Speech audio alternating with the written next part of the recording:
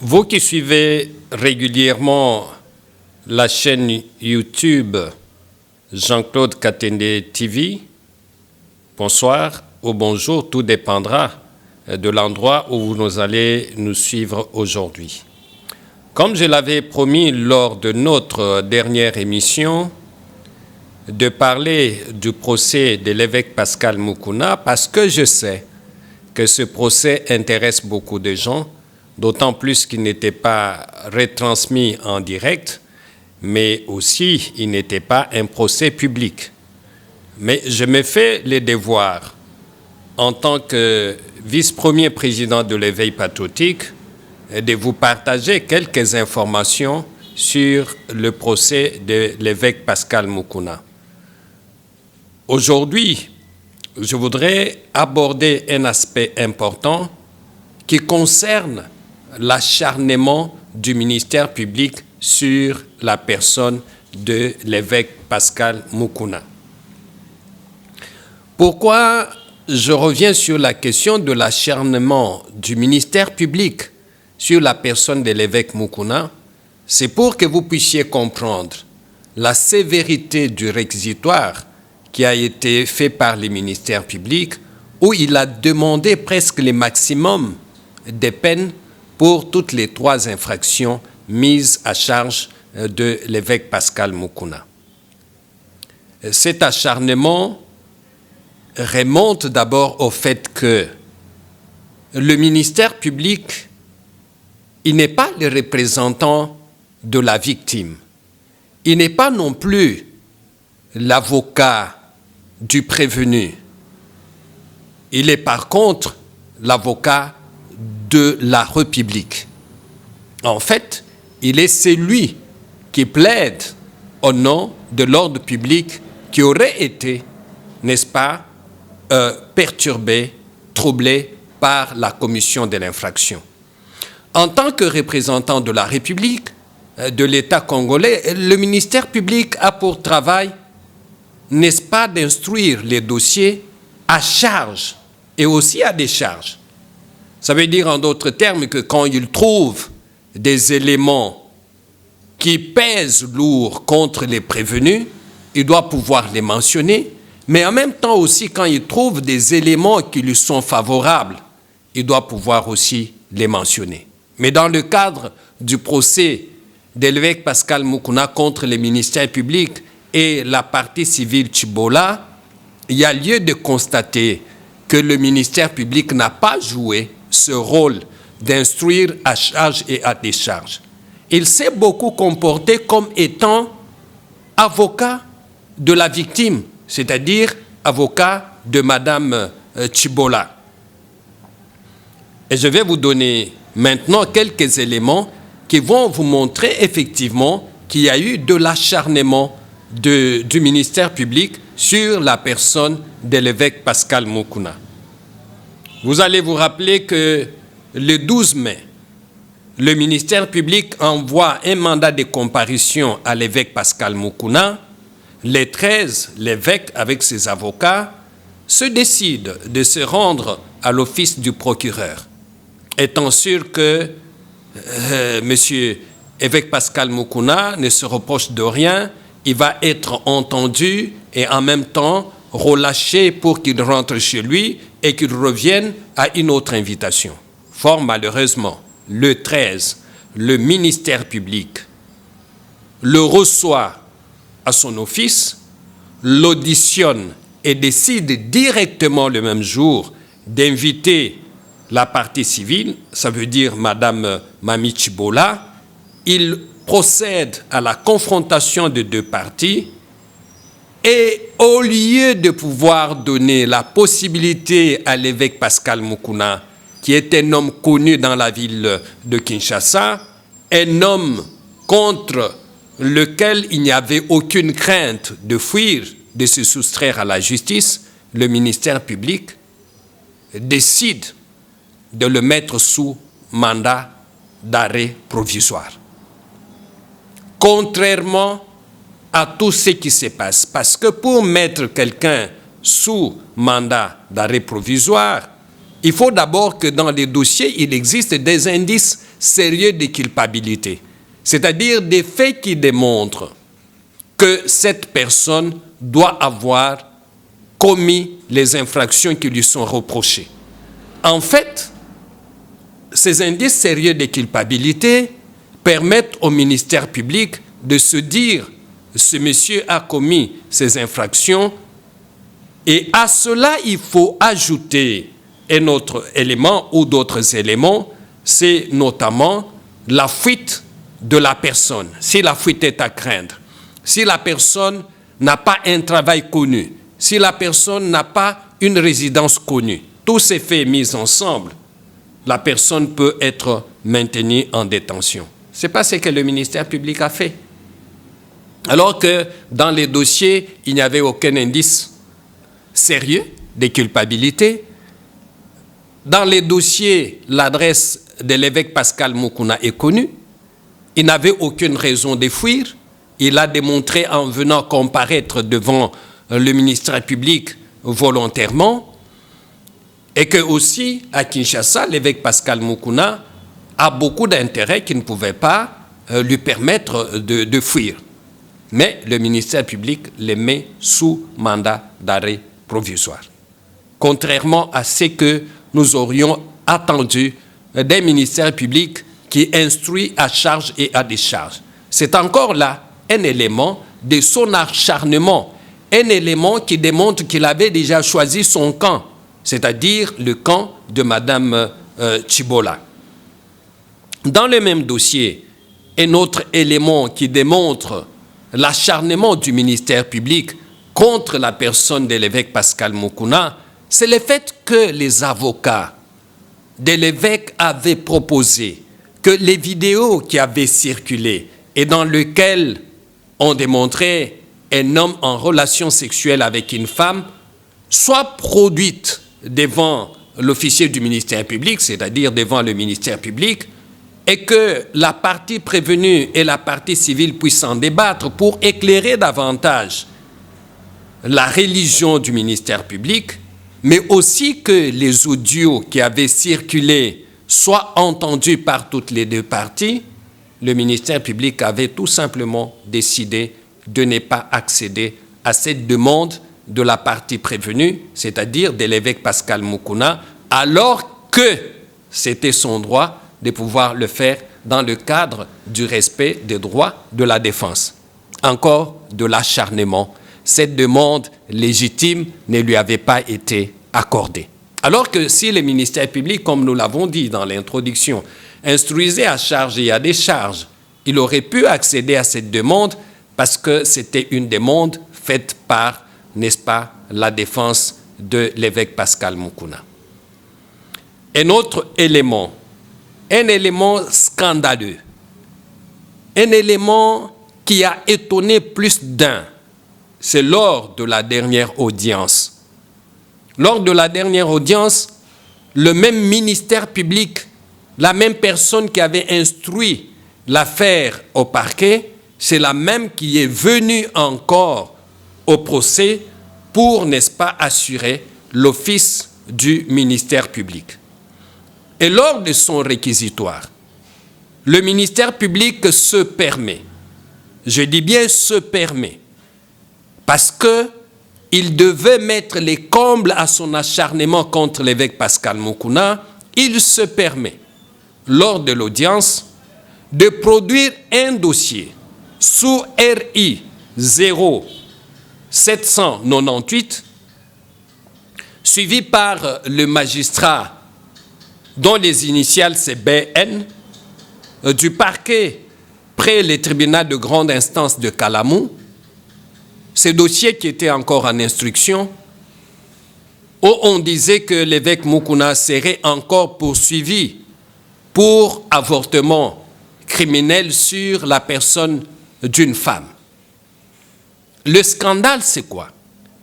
C'est le fait que le procureur va prendre dans un parquet déterminé un dossier pour venir l'exhiber devant tout le monde qu'il y a encore des procédures contre l'évêque Pascal Moukouna pour démontrer ainsi qu'il était face à un récidiviste, qu'il était face à une personnalité qu'il voulait à tout prix présenter comme étant un criminel, alors que nous savons tous bien que l'évêque Pascal Moukouna n'a jamais été condamné et que son casier judiciaire est tout à fait vierge. Vous allez vous poser la question de savoir, mais comment dites-vous que c'était un acharnement? Et à cela, il y a plusieurs raisons. La première raison, c'est que un dossier qui est en instruction, de quelle manière, par quels moyens, la personne qui assurait l'office du ministère public à ce procès est allée le prendre dans un autre parquet pour l'amener au tribunal. Or, pour le faire, il faut l'autorisation du procureur général. Et cette autorisation, il ne l'avait pas produite. Cette autorisation, il ne l'avait pas. En fait, dans sa mauvaise foi, de faire en sorte que l'évêque Pascal Moukouna soit à tout prix condamné, il est allé prendre ce dossier sans l'autorisation du procureur général pour venir le produire à l'audience. Là, je dirais que ce n'est pas suffisant. Il faut ajouter encore un autre élément. Et c'est quel élément? C'est que tout dossier qui est en instruction est frappé par le secret. Ça veut dire que toute la procédure préjuridictionnelle est frappée par le secret professionnel. Ça veut dire en d'autres termes que, en dehors des personnes qui sont parties au procès, le ministère public, la victime et la personne qui est accusée, aucune autre personne ne peut être au courant des informations qui sont dans les dossiers. Aucune autre personne. Sauf quand le dossier est fixé devant un tribunal, en ce moment-là, les audiences sont publiques, sauf dans le cas où la loi ne le permet pas, ou soit dans le cas où le tribunal décrète un huis clos. Dans le cas d'espèce, le ministère public a même violé une des obligations légales lui imposées par la loi de la République, c'est-à-dire de garder le secret autour des dossiers qui sont en instruction. Mais ce n'est pas ce qu'il a fait. Il est venu avec ces dossiers, il a exposé devant tout le monde, violant ainsi le secret professionnel auquel il est soumis, non pas par la volonté des partis, mais par la volonté de la loi. Et le ministère public ne pouvait pas se montrer dans le cadre de cette procédure au-dessus de la loi de la République, parce que son ministère, c'est-à-dire son travail, est encadré par les lois de la République. Voyez-vous l'acharnement encore contre la personne de l'évêque Pascal Moukouna, une personne contre laquelle il n'a jamais été en conflit. Mais tout simplement dans son élan de protéger l'autre partie, il est allé au-delà, commettant même des fautes professionnelles, seulement pour démontrer qu'il voulait à tout prix que l'évêque Moukouna soit arrêté, soit condamné. Enfin, je voudrais souligner ce fait très important, c'est que quand les avocats de l'évêque Pascal Moukouna ont démontré son erreur d'avoir produit au tribunal un dossier qui était encore en instruction, le ministère public n'a même pas répliqué, il l'a encaissé. Mais je vais aller plus loin pour dire que tout cet acharnement n'avait qu'un seul but, de démontrer d'abord à tout le monde qu'on était là à faire à une personne moins sérieuse. Ce qui n'est pas le cas. Et je voudrais vous dire que ce qui est encore grave, c'est le fait que cette affaire dont nous parlons est encore sous information. C'est-à-dire, on a ouvert tout simplement un dossier pour information. Ce dossier n'est pas encore transformé en dossier judiciaire, mais il s'est permis de l'amener. Voyez-vous que là encore, c'est de l'acharnement. Du début à la fin, l'évêque Pascal Moukouna n'a subi que de l'acharnement du ministère public. Et il faut se féliciter des nerfs solides dont l'évêque Pascal Moukouna a fait preuve, non seulement devant le parquet, mais aussi devant le tribunal, de supporter un homme qui s'est montré déjà injuste, déjà partial dans sa manière de conduire l'affaire. Et beaucoup ont eu du mal quand le ministère public a requis un certain nombre de peines à l'endroit de l'évêque Pascal Moukouna. Pour l'infraction des viols, même si les preuves n'étaient pas démontrées, il est allé jusqu'à demander le maximum de la peine. Ça veut dire 20 ans de prison. Ça veut dire en d'autres termes qu'il a totalement ignoré les éléments des faits et des droits produits par les avocats de l'évêque Pascal Moukouna. Il a totalement ignoré le fait que la femme elle-même a dit qu'elle a été violée 4 fois. Comment pouvez-vous croire qu'une femme de cet âge-là, d'un âge adulte, ait accepté? La première fois, elle a été prise sous menace avec une arme à feu, selon ce qu'elle a dit. Elle a été violée de cette façon-là. Et elle ne dénonce pas ce fait auprès des gens. La deuxième fois, elle revient auprès de la même personne. Elle est encore violée pour la deuxième fois. Et elle est encore violée pour la troisième fois et pour la 4e fois. Mettez-vous à la place de l'évêque. Si vraiment les faits étaient vrais, on peut tout simplement conclure que cette femme n'était pas violée, qu'elle était consentante. Je rappelle aussi que les faits sont survenus en 2019, selon elle, mais c'est seulement en mai 2020 que cette femme porte plainte. Je ne lui reproche pas ça, c'est son droit le plus légitime, mais je voudrais tout simplement démontrer que la peine maximale sollicitée par le ministère public rentre dans le cadre de l'acharnement qu'il avait vis-à-vis de l'évêque Pascal Moukouna. En ce qui concerne l'infraction de menace avec ordre, et là encore, malgré la démonstration des avocats de l'évêque Pascal Moukouna, le ministère public a sollicité la peine de 2 ans de servitude pénale principale. Et enfin, pour ce qui concerne la détention illégale des documents appartenant à autrui, il a demandé au tribunal que l'évêque Pascal Moukouna soit condamné à 2 mois de servitude pénale principale, mais aussi à une amende de 1 500 000 francs congolais.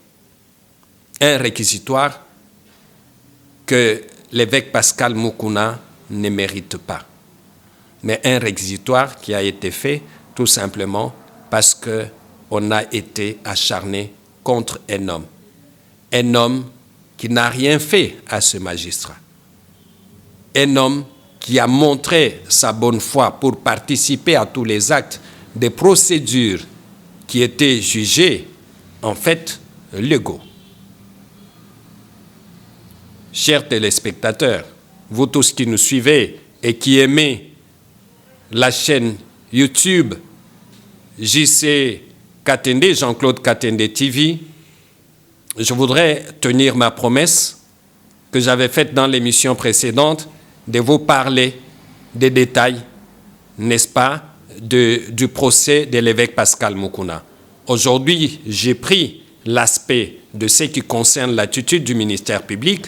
Et si vous avez compris, vous ne pouvez pas vous inquiéter de toutes les peines qu'il a pu requérir contre l'évêque Pascal Moukouna, parce que ce sont des peines qui ne sont pas fondées sur le droit, mais tout simplement sur l'acharnement, parce que le ministère public n'a pas joué son rôle conformément aux lois de la République qu'il a violées. Je tiens donc à vous remercier de m'avoir suivi. Je vous prie de vous abonner à notre chaîne je vous prie de nous faire confiance et nous croyons que nous allons faire un travail qui va vous permettre, n'est-ce pas, d'être éclairé sur le procès de l'évêque Pascal Moukouna. La prochaine fois, je veux vous parler de la manière dont les avocats de l'évêque Pascal Moukouna l'ont défendu. Je vous dis merci, bonsoir ou bonjour chez vous. À la prochaine fois. C'était Maître Jean-Claude Katende, président national de l'Azado et premier vice-président de l'éveil patriotique. Merci et au revoir.